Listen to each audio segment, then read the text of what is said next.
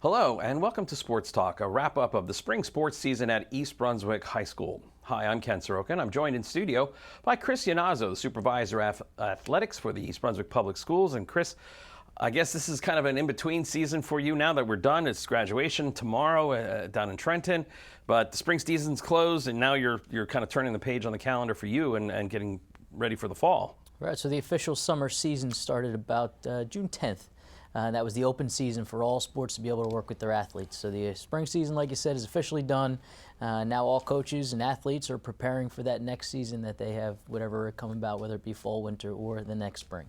All right, so let's get right into the spring sports schedule here in baseball. Had a great season, Coach Chris Kenny there with the team at 18-8 overall record. Really good season. I mean, baseball has picked up. I guess maybe since the days, and I don't know how many years this is exactly, but going back to Carl Thormore, going back to maybe like 2012, I want to say, 13. Baseball's been really good sport for us. Yeah, Coach Kenny and the baseball team had a great year. Once again, Red Division champs. That's 2 in a row for them in such a grueling Red Division, which it is. And if you don't know the baseball schedule, they play home and homes. So they play the same team on Monday that they're going to play on Tuesday. And the reason that they set that up is so that you couldn't have your same ace pitcher throw against the same team twice. So it kind of allows you a little bit of more fair competition to see who the better team is throughout that. But like I said, they did a great job this year. Coach Kenny got his 100th win as a coach. So that was, fun for the kids, fun for the coach at the end of that game. But we did have some standout all-stars. David Bermudez and Mike Falco made the All-GMC team and All-Red Division team. And those two seniors also played in the state all-star game, which is a huge accomplishment for them. So they've done some great things this year. They were the #1 seed going into the GMC tournament, but like I said, the GMC was just so packed this year with great pitchers and hitters that we got knocked off in the quarterfinals against our rival Spotswood, who ended up going to the finals and losing on a close one-run game, I believe, against Perth Amboy in the finals. So it was a great year, and we're just well-rounded. We had great pitching, great hitting throughout the year. One or the other did much better. But I'd be remiss if I didn't mention that Mike Falco threw a perfect game in the NCAA tournament. NJSIAA tournament. Maybe he's going to play in college. Well, so the NCAA tournament's going on right now as we speak. Yes. He's going to play in college, so let's hope that he has that there as well. But against Freehold in the state tournament, he threw we won 10-0. He threw a perfect game. It was great. I think he had 9 strikeouts and 15 batters. It was just outstanding. And then all that couldn't happen without our seniors, David Bermudez, Mike Falco, as I mentioned, Jacob Bauman, Scott Dessel, Brad Edwards, Diego Garcia Ceballos, Brandon Rosenthal, James Schold, Kevin Schuster, and our manager, Amaya Renzulli. So a lot leaving, but hopefully that core of the team is ready to go for next year. Well, this is a baseball team that now plays on this brand new field. Well, not brand new now. It's, I think, maybe 8, 9, 10 years old almost now. About that. But that artificial surface gives them pretty much playing field all through that spring season, where the weather could be iffy, and if you were playing on grass, it would be mud or frozen over. So they're getting the reps that they need, right? They're getting some good practices. And I got to give a good shout out to our maintenance grounds crew. They do a great job. Although we're turf, we do have dirt at our batter's box and pitcher's mound. So they keep that great for us. Our kids are out there, even if it's raining, they're able to get on the turf and at least do some hitting and fielding. So it's great for our kids and great for the conference, as a lot of teams were able to play games at our place this year and just move things to us, which we were excited for, not having to get buses. But it worked out well. Yeah, it's a great facility. All right, so we flip it to the girls now with the softball team, and the girls had an unusually down year for them, but even though Coach Brady is, I see on the notes here, inducted into the Coaches Hall of Fame for softball? NJ, just overall coaching. Okay. Overall Coaching Hall of Fame, yeah. I forget, his banquet was in, I want to say sometime in January, February. We went there for him. It was great to see him honored for all the great things that he's done for East Brunswick. He coached at Spotswood for a little while, so he's just one of those positive coaches that we love having out there with our athletes. And like you said, he was 6-19, so not a softball season that we're typical to. But we had a lot of seniors this year. A little bit, when you say seniors in an unexperienced group, those kind of don't go hand in hand, but it kind of was about this year. Not a lot of these players who came up had a lot of varsity experience from last year. There were a couple, so you did see a lot of young girls get brought into the mix to be able to try and build for the future. But what Coach did say is that when these girls were on, they played very well. They had great wins against Florence, who was an over 10-plus win team. They beat a Milburn team that was 10-plus wins, so they had it in them. But the GMC Red Division is just so good with the JP Stevens, the South Brunswicks, those guys that you're going to play, twice per year. It's tough to go through there. They had one all-division player, and Jenna Garofalo was one of the pitchers for them. And unfortunately, they don't have the turf with softball. But like I said, the grounds crew did a great job in the off-season and during the year to keep them out there on the field. And when 90% of the games throughout the state were canceled, we were able to come play at East Brunswick. So I got to give them a lot of credit there. So it was just, outstanding. And if I can look real quick for the seniors, Julia Bravman, Sarah Chaccio, Anna Carreri, Sophia DeBellis, Julia Del Pozo, Alyssa Gaspich, Emily Miller, Kaylee O'Kane, Amanda Zimmerman, and the manager, Corinne Vinoker. So, like I said, inexperienced, but a big senior group that was getting out of there. So, they did an okay. They did an okay year this year. They had a new tournament that they set up with the GMC. It was called the GMC Invitational, where our girls had the 2 seed, and unfortunately lost to Spotswood in the semifinals. But it just gave us a lot of experience, a lot of push forward, a lot of confidence. Is that done? Is that tournament done to give maybe some of the Red Division teams a chance to play the other division teams that they normally wouldn't schedule? Obviously Red Division is the bigger schools, so we're talking about smaller schools, some of the private schools maybe. Is that why they do that with the Invitational? What they did with the Invitational, and this was a pilot just for softball this year to see moving forward if we can bring it into other sports, is they seeded the tournament 1 through 32. The top 16 teams were in the GMC tournament, and the 17 through 32 were in this Invitational tournament. And what it did is allow us to kind of squeeze the dates a little bit so you didn't run into the state tournament. You weren't playing back-to-back games. Your team wasn't struggling for both. And it gave an opportunity for those lower-seeded teams to kind of play each other to see how they would fare in those first, second-round games to try and give fairer competition. Okay, yeah, it does sound like an idea where you're not logging in all the 32 teams and trying to mess all, like you said, trying to come back in a very, very hectic spring schedule with rainouts, state tournament games, and your GMCs and makeup. Right. So, okay. Right. In the springtime, boys tennis, girls in the fall, boys in the spring, and again, traditionally a strong performance by our boys tennis team. Right, and they did not disappoint with the first-year coach, Coach Widmeyer. They were 16-4. They're only losing 2 starters, so they're going to be strong again next year. This year we did have a senior, V. Costalal. He was a GMC champion at third singles, so he also got Red Division All GMC honors. So again, like we keep saying, the tradition at East Brunswick with tennis, and it just keeps coming. You get outstanding freshmen that come through the lineup, and they're here for 4 years, and somebody's always ready to come and knock on the door for that next season. I mentioned Vikas. We had Abi Bamdiapati. Went to the state tournament in first singles. I won first 2 matches there, which is pretty outstanding to do. Ton of great players. He was named to the All Red Division team. The first doubles team also made it to the state tournament. And you have to have over a 60% winning percentage, and then they take the top portion of that group to go. So great accomplishment for those guys as well. Won their first match. Unfortunately, lost their second. But they're a solid lineup. They lost to South Brunswick team, who beat them in the NJSIA tournament, who they beat earlier in the year 4-1. So it just depended on the day. And again, another tough Red Division between JP Stevens, South Brunswick, East Brunswick, all battling for that top spot. You get beat up a little bit throughout the year. So that being said, the seniors, Rinesh Bamdidapati, which is Abi's brother, V. Costalal, and Sujay Updalapati. You mentioned the kind of feeders, there were freshmen coming up and pushing the seniors and the upperclassmen. We have that with soccer, with the East Brunswick Soccer Club. You have that with the Blackhawks lacrosse. Where do you get this in tennis? I mean, tennis seems to be maybe a sport that is more of an individual rather than a club kind of activity. Where are these young student athletes coming from? So a lot of them, and I give a lot of credit to the parents and the kids, they go out to, whether it be the East Brunswick Racquet Club or they go out to Edison to play. They have, as you said, it's more of an individual sport, but their clubs are the indoor tennis facilities that they go to get private training and working that they do. So a lot of the promotion you see in tennis is a lot of self-promotion. And it's quiet, and it happens at these small facilities where these kids are just working and grinding every day and sometimes driving hours to tournaments. And they go down south when they can to play down in Florida to try and get that all-year tennis experience, and they see the best of the best, and that's where we get a lot of our kids from. All right, so now we're moving to the outdoor track season. Full range of events because you're outside now. A good opportunity to have probably literally 100 athletes at one time doing something, in a meet.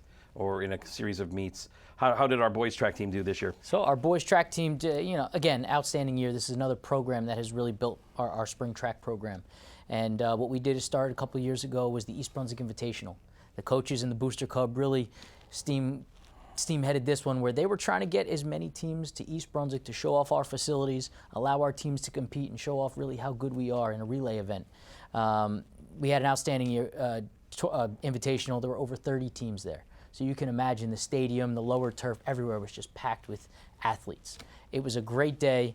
We had a ton of fun. Our athletes did it surprisingly well. And then from that tournament, that's early in the year, that just carried through to the rest of the year for them. So we had a GMC champion in the pole vault with Jake Stockey. He earned all Red Division, all conference. The 4x8 team had a great year, earning all Red Division, all conference as well. They went off to the media champions and performed very well there. Josh Newton, David Roeder, Josh in the 200, Dave Roeder in the 400 hurdles got all Red Division honors. So you can see all of our kids are getting honors and honors just because of the hard work and commitment that they put in. If I go through all of our seniors, there were a bunch this year, and we keep having a group come through with track. They seem to stay from freshmen to seniors. So just quickly, we go Ari Alter, Joey Coyle, Chris John, Devin Kuzminer, Paul Levine, Diedrich Murphy, Jacob Baranowitz, Ethan Pearl, Jim Moran Sarade, Ray Venezuela, Nick Wong, and Justin Zhang. So large team, like I said, hundreds of athletes. Well, how many meets are they going to compete in the spring season? We talked about it in the winter season that there was really not that much. There was probably just that one big one down in Toms River, right. And then just a lot of practices or scrimmages kind of thing. But here, how many meets are they going to go through in the spring season? So here we try and have 4 to 5 dual meets per year, where I have as many of our athletes try to compete as much as we can.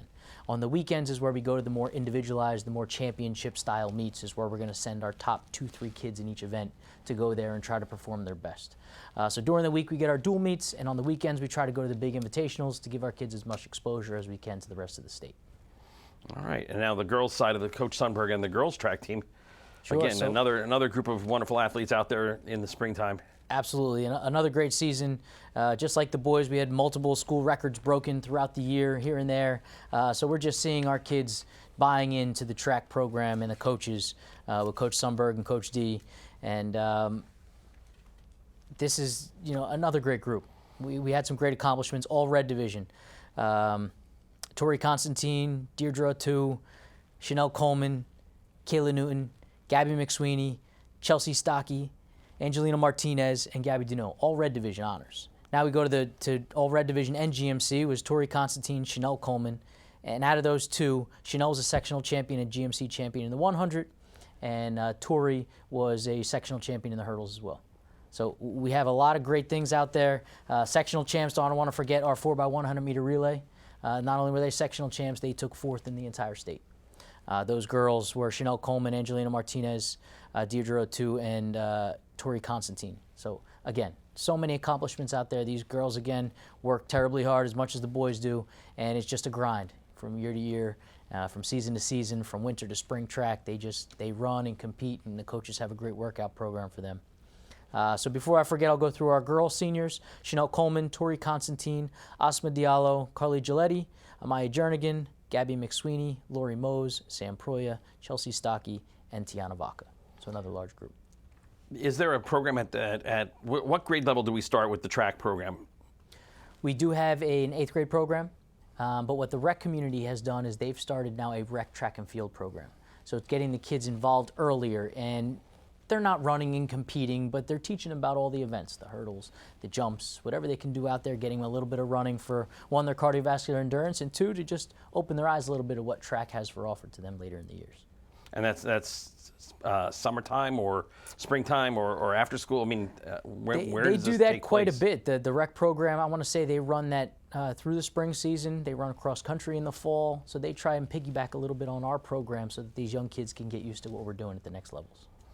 All right. Again, we go now when we're talking about volleyball, and once again, another one of these split sports where, can you explain that? I mean, with both tennis and with volleyball, why are the girls in the fall and the boys in the spring?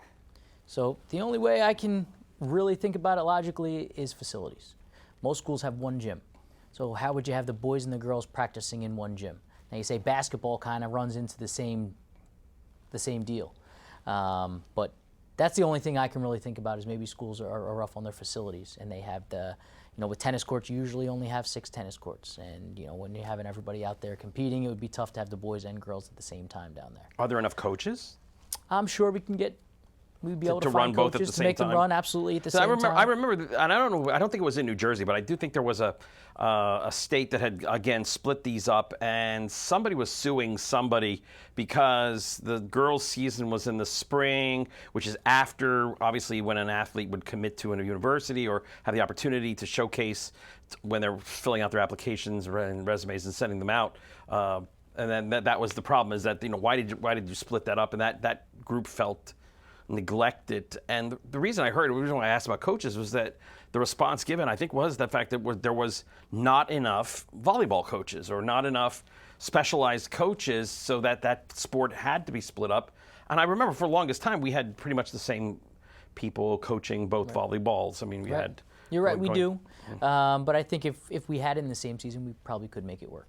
There's a lot of talented people out there, especially in our teachers in our district that we'd love to have out there, coaching all of our sports. But yeah, I'm not sure on that one. And there's a lot more. The girls' sports are kind of packed a little bit in the fall season, and there's not as much for them to do in the spring. So it would be nice to kind of maybe, move them out a little bit to allow our soccer players and our athletes and to maybe play volleyball in the spring. But now they can't do that because it's all in the same season. But the state makes those rules, and we just follow them. Mm-hmm. So we'll talk about volleyball a little bit. Sorry, Coach Portera, 15-7. So another great year. Again, boys volleyball is always on the up and up within the Red Division. This year, the Red Division was very tough, with Old Bridge being the overall state champions. We played them twice, and we played them to really tight games twice.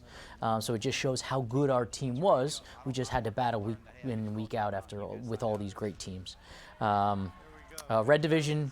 We had Ashley Kaleja and Paul Anania. Paul Anania was also named to the all-conference team, so we did have some outstanding players out there, along with his fellow seniors, Max Mechanikoff and Josh Safir. That kind of rounds it out. So we're losing 3 seniors.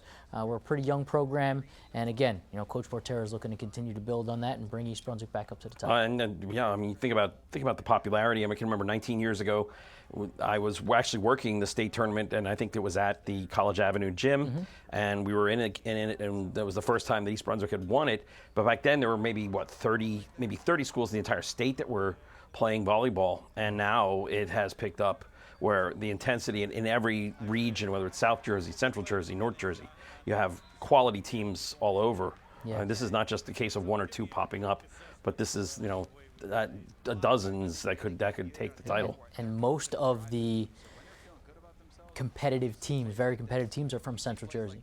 So they're beating each other up in that sectional part of the tournament, and then the one team to get out of there usually has the best chance to come out between the North and the South. But, all right. So we have two. This time we have two lacrosse programs running in the springtime, the boys and the girls. Let's start with the boys team, and I know we had a couple of games. We had at least one game on EBTV here. Boys lacrosse looked really sharp this year. I mean, this is no doubt. I mean, they beat up the people that they needed to beat up on, running up the score perhaps. But I mean, they just on those games where they had an opportunity to really put an opponent down, they did. Right. And Coach Murray was real excited with this team. GMC semifinalists. GMC finalists. They were 13-7 overall. They beat a very strong St. Joe's team in the semifinal to go into the finals against Monroe. That was one of the most exciting games that I've seen in a long time. It was back and forth battle, back and forth, and we ended up scoring to go up, and then they scored to tie with about 20 seconds left.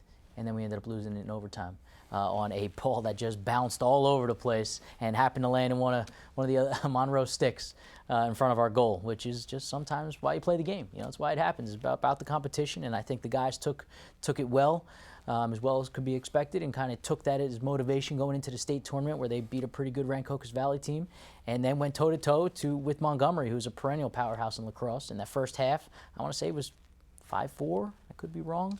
But it was within 2-3 goals going into halftime, and it just showed these younger players that we can play with these top teams and moving forward. So, we We had Sean Kelleher, Christian Perrine, Joe DeGuida, Tim Goodzak, all first-team all-conference. So it's a well-representation in the GMC.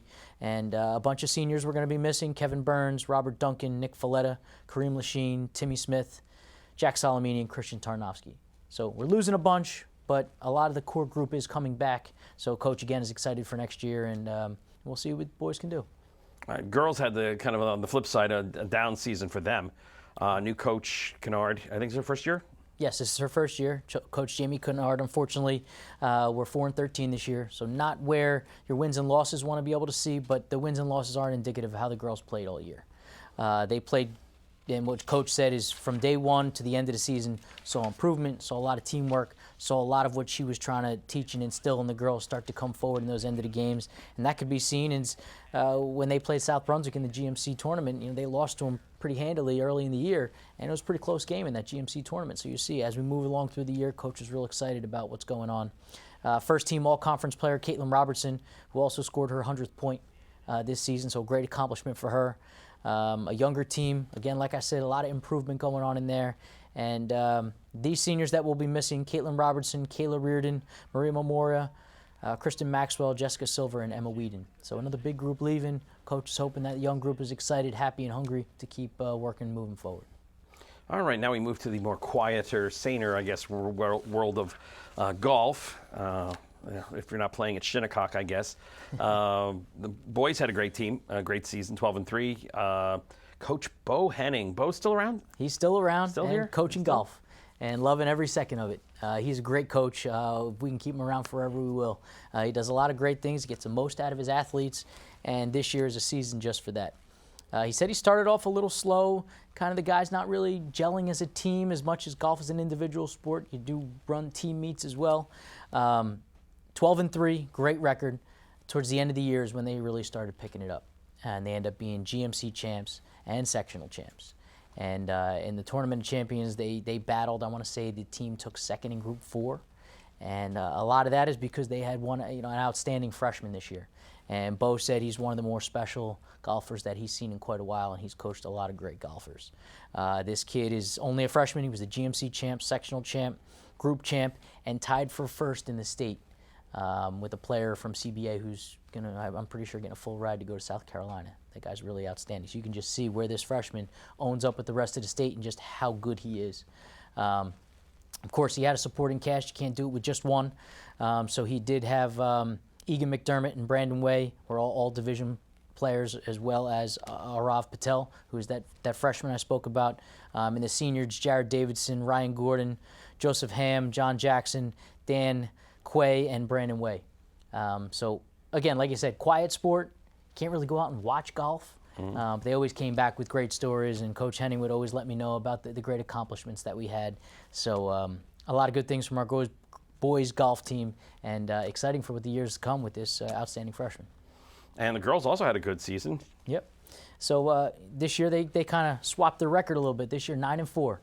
Coach Monteseschi named Coach of the Year in the spring for the GMC. All GMC members: Alex Caro and Haley Schaefer. This is a young team. They're losing one senior. And Coach said this year the girls had fun. And he could tell they were all working in the off-season. They've seen what accomplishments our past golf teams have had, and it's really pushed these girls to work harder and want to get up on that pedestal. So unfortunately, we don't have any big wins from them other than winning the division, which is great through their dual meet season. But they just have a great future, a bright future. They have a lot of fun, and Coach Mott is really expecting great things from this team. One of the new social studies teachers, her husband is the assistant golf coach at Rutgers. And through her, she said, "Oh, my husband's saying, women golf, they're desperate to give scholarships away, but all these Big Ten schools are because they can't find them. Right. Nobody's going to commit. Nobody wants, or they can't find the person. It's like, wow, it's like here's a perfect opportunity to develop into potentially something that you could play in a Big Ten sport nearby here at Rutgers. Right, and play forever. Yeah. You play for there's not too much exhaustion that's going on with the body playing golf, but it does take quite a skill set. So I give the girls a lot of credit, boys a lot of credit to be able to do what they do out there, because I've gone out on the golf course and I wouldn't even be able to be in the same group as these guys. But we give them a lot of credit. They do a lot of great things for East Brunswick. All right, and so that just kind of wraps up. But then there is the athletics banquet, which takes place usually the first week of June, and this is for all the sports. This is not just the spring sports. Having been at a couple of these way back in the day when I was the assistant lacrosse coach, that this is just an incredible event to see all the sports coming together, all the coaches, all the parents. This year, I believe it was at the Grand Marquis. The Grand Marquis in Old Bridge. We've done it there the past 3 years. It's a great event. We have parents to athletes. It's our varsity athletic banquet at our East Brunswick Athletic Booster Club, which parents are running right now, really do all their fundraising to help support this event. We gave out over $8,000 in monetary scholarships. I'd be lying if I told you how many awards we gave out. There's just a ton. And we had over 400 attendees this year. So people are seeing the greatness that's coming out. They want to come out and support each other. The kids support each other. It's a great night. They're clapping and hooting and hollering for their friends for all that they see. But I'd like to thank our sponsors for that, the booster clubs for all their help, the administration, the Board of Ed, everything that you guys do to make athletics happen. This culminating event is really indicative of all the great things that we do and all the excitement that goes on there. So 11 championship teams. I think you're going to have to get back up on those banners Yeah. and get the sewing needle out and start sewing some more numbers on Absolutely. those It's time banners. to put some more vinyl down on those things and show all the great things that we've done this year. Since we got the brand new gym, brand new banners, let's put some more on there. So. All right, so now we've wrapped up the spring. We just touched on in the opening about the role that you play now going into preparing for the fall season. So let's explain to the viewers here, what do you do as athletic director? You don't take days off. I mean, you might take some vacation time off, but it's not really downtime for you. No, it's a great time to get a lot of the paperwork done. Finish off the schedules, interviews for coaching. A lot of the phys ed work gets done over the summer with curriculum rewriting and things like that. We're going to have some workshops for the coaches over the summer, whether it be CPR to coaching in the 21st century, really trying to grow some PD with our coaches to help, them get the most out of their athletes. So yeah, this is a great time for me to kind of sit back and reflect on last year's season to see how we can improve moving forward. So it's a great time for me, a great time for the coaches with all the PD, and we're ready to get going for the fall. And we'll be back in the fall season. We'll be doing, football, soccer. We'll do whatever we can to bring East Brunswick High School athletics to you. And we take this opportunity for this wonderful year of sports being brought to you on EBTV. Thank the EBTV technical crew. Their work is outstanding, coming a couple hours before each game to set all this equipment up and then to break it down, to get it on the air for you, as well as to put it on demand. And we always mention that in the broadcast, that all these wonderful EBTV programs are available on demand at ebtv.org. Click the video on demand link there. For Chris Yannazzo, I'm Ken Saroka. The year is over. We'll see you back next year, EBTV and EBHS Sports.